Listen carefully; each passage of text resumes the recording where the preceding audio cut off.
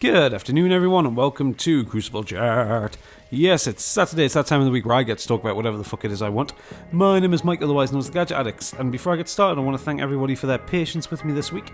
In case you didn't know, I decided to take a couple of days off making videos because I was a bit burnt out, but then turns out I got sick anyway, and you can hear that in my voice. So you won't be seeing a Doom tomorrow because, well, basically my throat is fucked, and I only managed to talk for about 10 minutes before I devolve into fits of coughing. Anyway, on to it. What I want to talk about this week is Pester power and the art of gouging. Because I know I talk about value for money a lot on the Crucible Chat, and it is a big thing for me because, you know, I have limited funds for gaming. But there's a few things this week that I've noticed that have really kind of gotten on my nerves.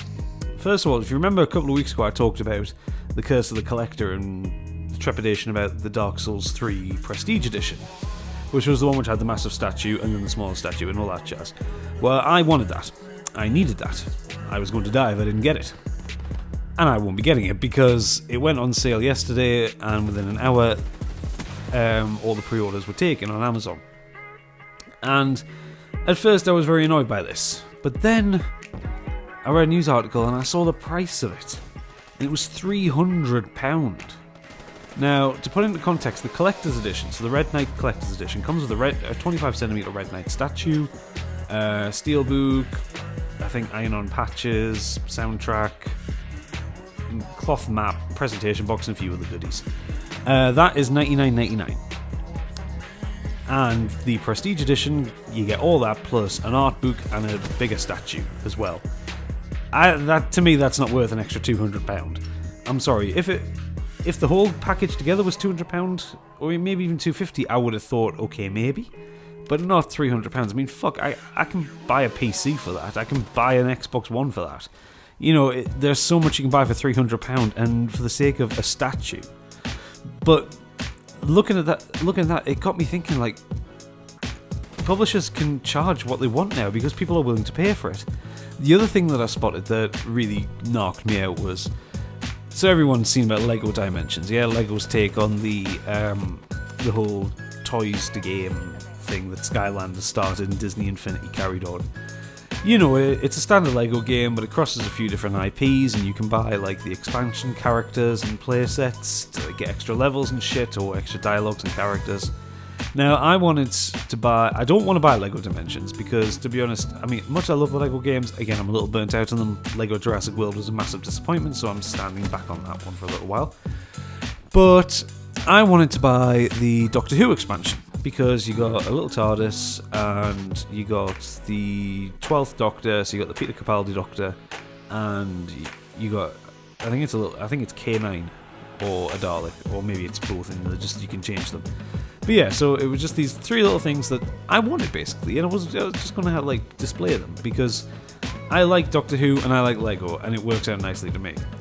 And I was in, where was I? I think I was in Asda or something like that, and I saw they had a load of these for sale, so I went over and looked at the price, and for basically one minifig and two little, I mean, they're small as well, they're little things to build, it was £30.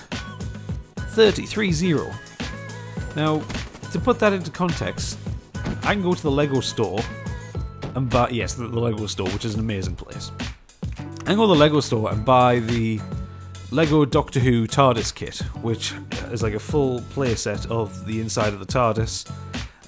You get two Doctors, Weeping Angels, some Daleks, I think you get Clara Oswald. Basically, you get a lot of stuff, and that's £60.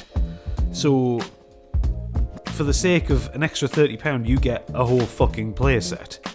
Whereas with this Lego Dimensions shit, it's £30 just to get three tiny figures. And I'm sorry, but that to me does not constitute value for money.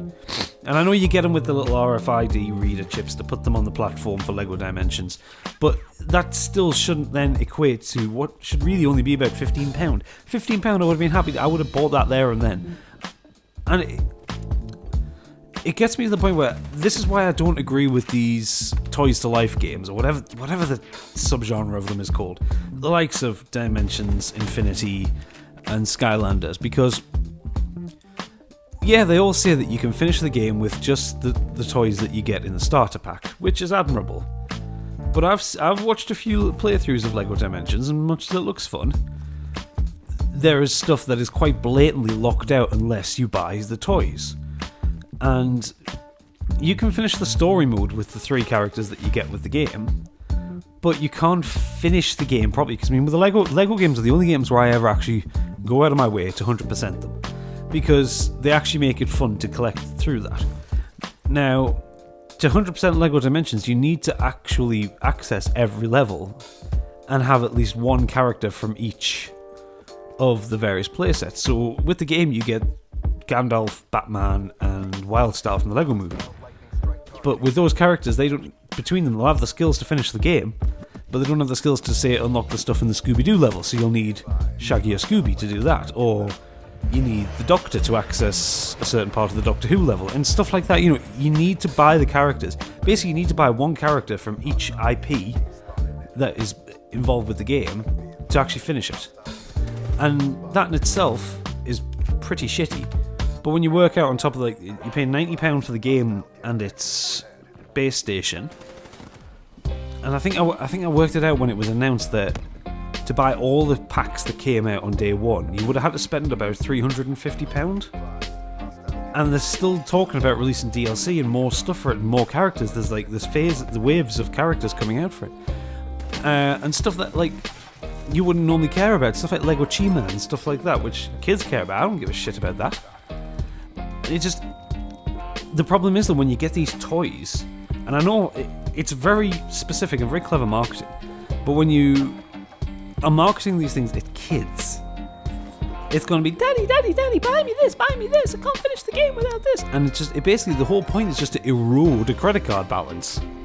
It's really cynical marketing, and it's actually really annoying because, like I said, I love the Lego games, and Telltale Traveller's Tales do a really good job with the games. They're always witty and funny and generally fun to play. But then you get this gouging from the publisher, going, hey, we're going to make a Lego game, but you're going to have to buy so much more to play it. Not content with releasing a game at £40 to £50. No, we want more of your money, so we're going to get involved with Lego and we're going to make a load of toys that, yes, you can play with in real life, but they're going to cost you a small fucking fortune. And of course, with the run up to Christmas, the advertising has gone ballistic for this shit. I've lost count of the amount of adverts I've seen for, like, console bundles with Dimensions or with Disney Infinity or with Skylanders. Because I think there's just been a Skylanders release for the Wii U, so I'm seeing adverts for that. And it seems to be never ending. And it's one of these things I feel for parents who have kids who like these games, because it must be a case of it's never ending. It's got to be the same with the amiibos for the Wii U. I mean, I've got a Wii U and I've got one amiibo that came with it. I have no desire to buy any others. I've seen a couple of characters that I would want, but fuck me, I'm not paying the money for them. I mean, I've got my collectibles and that, but Jesus fucking Christ, some of these things are costing a fortune. And the thing is, then they make them quite rare. So, like, especially with the amiibos, it's things like, I think, what was the rare one? I think it was like Samus Aran from Metroid. I think she was a really rare one or something like that. And they're going for fucking fortunes. I mean, the one I've got is the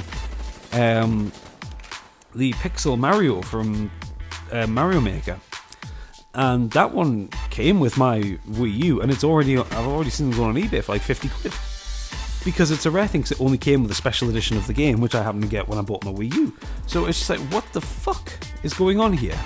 So, yeah, I don't know, Pester Power, I don't think it should come into gaming. I think, great, make games that are aimed at kids, but using these whole platform things and peripherals to then encourage you to buy these static little toys that only work with the game or the subsequent games that come out afterwards. For the benefit of them, I don't think it's worth it, and I think it's too cynical. I'd much rather have some decent kind of tie-in merchandise with a game that I can buy that is collectible, rather than have to pay through the nose just to fucking 100% a game. So yeah, that's all I've got for you today. I think I've rambled on a little bit longer than I was expecting here, but I can feel my voice is about to go. Please let me know what you think in the comments below. Have you bought Lego Dimensions? Have you bought Skylanders? How much have you spent on it? Give me rough estimates here. Is it a mortgage payment? Is it several mortgage payments? And if you enjoyed this, please do make sure to leave a like, and if you're new, please do subscribe. Anyway, I'm going to go and fill my throat with honey to try and stop myself from coughing again. Thank you for watching, and good night.